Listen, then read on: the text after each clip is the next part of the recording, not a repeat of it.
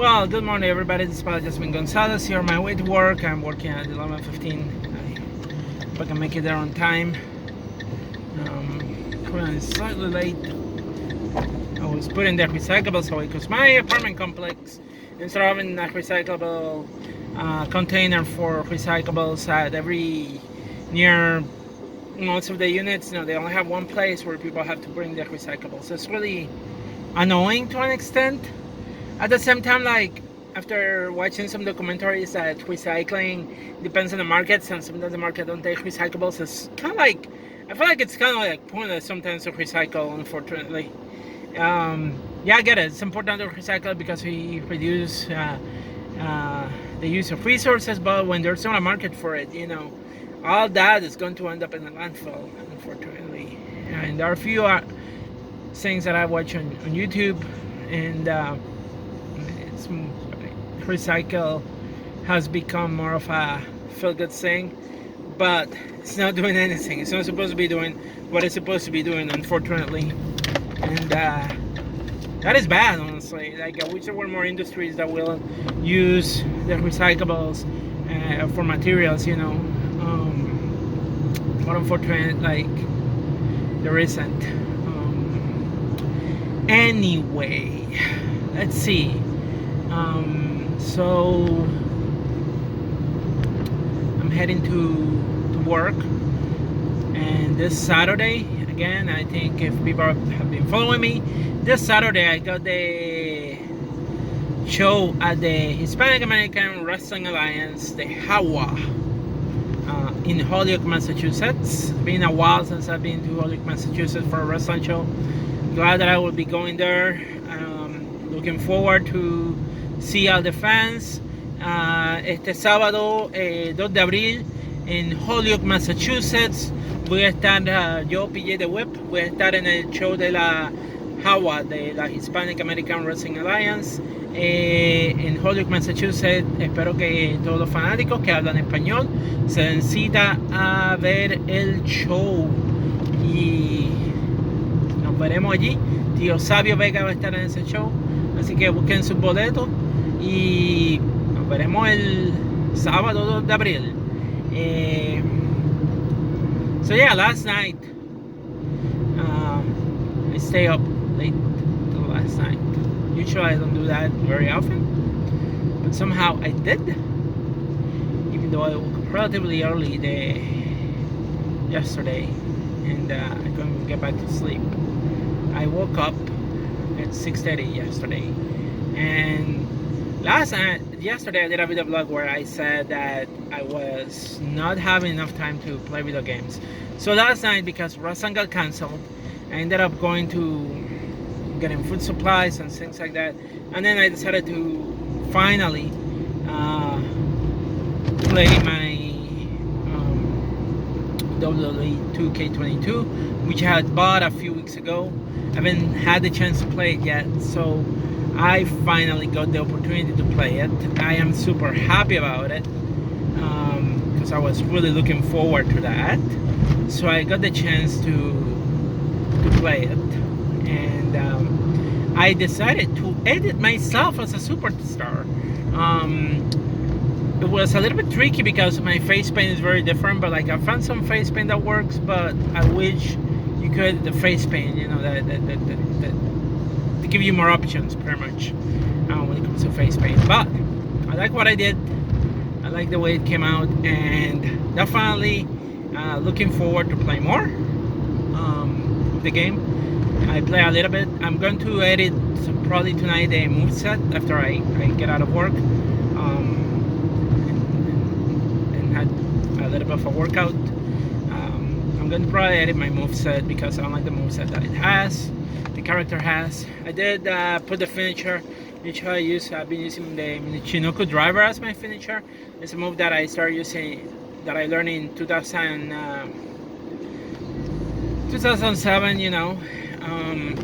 and I've been using it ever since, randomly on occasions.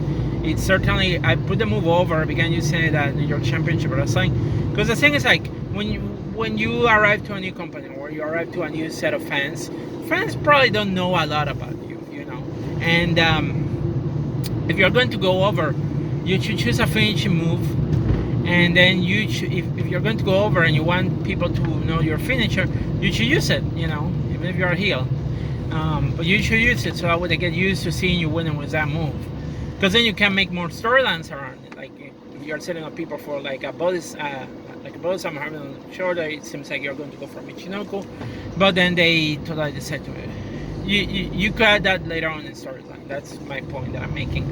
And I did that, and I used it for my storyline, and I definitely love the move. It's a simple move. It's some people say that it doesn't look as impactful, but I do like it. It's one of my favorite moves to use, and I also use the neck breaker, which is a simple move to do, but it looks really devastated, and I put the double underhook suplex, and I put the waistland with the senton, and because I actually use the waistland in real life, so I was happy that I was able to find those moves in there. So I'm really looking forward to see what other moves I can put to the character. But I'm glad that the game seems fun, and I haven't played a wrestling game like that since 2010, so I'm glad that I got the game, and that, more important, I'm glad that my previous roommate passed me on his PlayStation 4.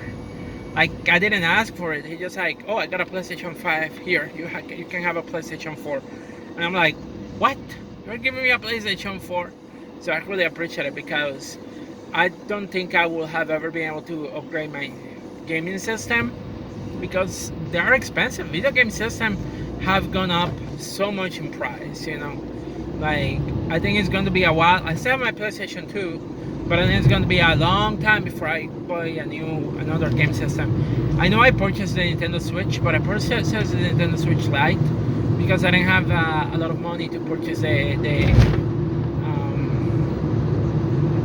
full system. It's like $300. I may eventually try to get it, but at the same time, it's like I know that I don't think I can afford it.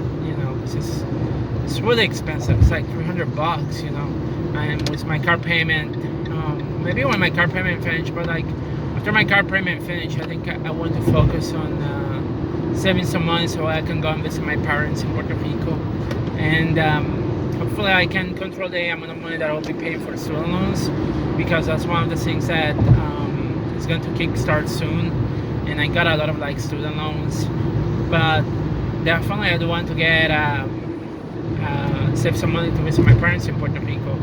But now, since I got sick with COVID, like I didn't use part of the paid time off to get some days off that I was scheduled to be at work.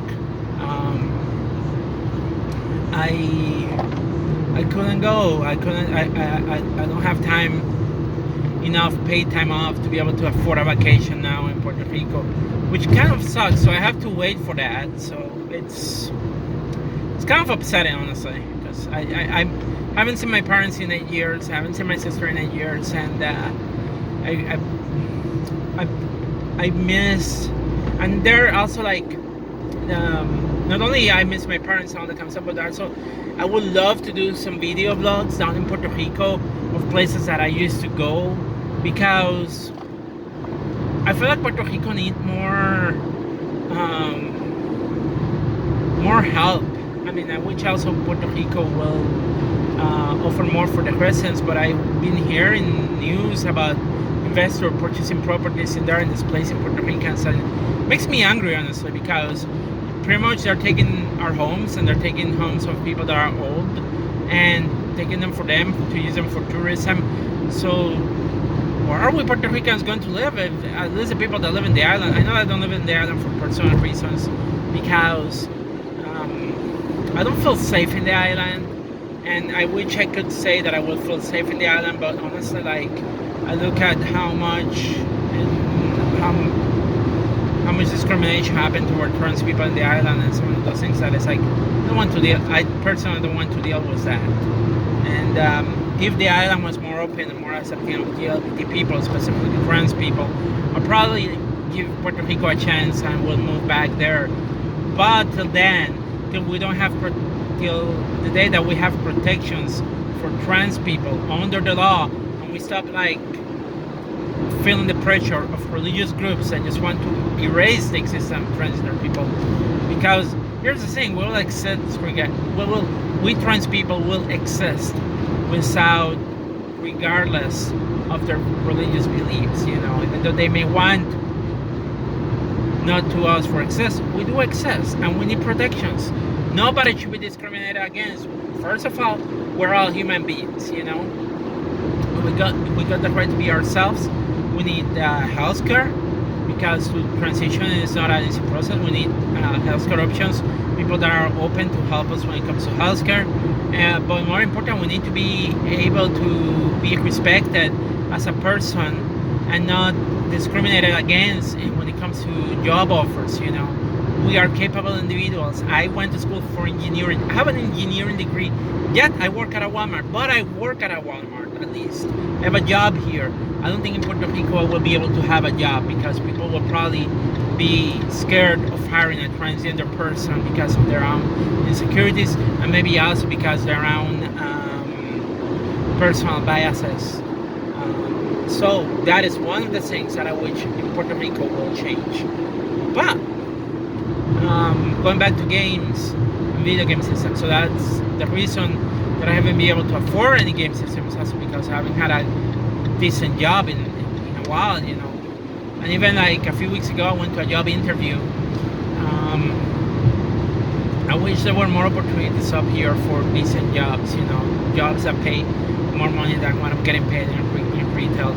And also other jobs that use more other skills that I know I have and I know how to use, instead of being always customer service. I'm kind of worn out. I'm feeling a little bit worn out with customer service and working in retail. And it's been something that I have had to deal back in 2017. I was feeling really worn out, and I don't think I ever recovered from that. And just being back and working in retail, it's not helping me, honestly, my mental health. And I know that at any point I could end up just getting frustrated and just getting tired. Even going to work is like, it's not exciting for me. I just go because I need the money. If I didn't have the need for money, if I had a different way of earning money to be able to afford living, I would not be working in retail. I would not be working the job that I have, because I really would prefer to be doing something else, something different with my life, and or focusing my energy on other things. Because honestly, the time that I'm spending is it's the time that I'm giving to my employer. It's go to my employer. It's only they're created to make my employer earn profits and pay me enough that I can survive, but it's not helping me to, as a grown adult, it's not helping me in anything else, honestly. And some people say, well, you need to work more, you need to find another job. I'm born out of having to work multiple jobs. I worked multiple jobs for about 2 years, 3 years actually, and I burn out. I really burn out. It's ridiculous. I remember there was one time I was working like 14 days in a row, and it was not.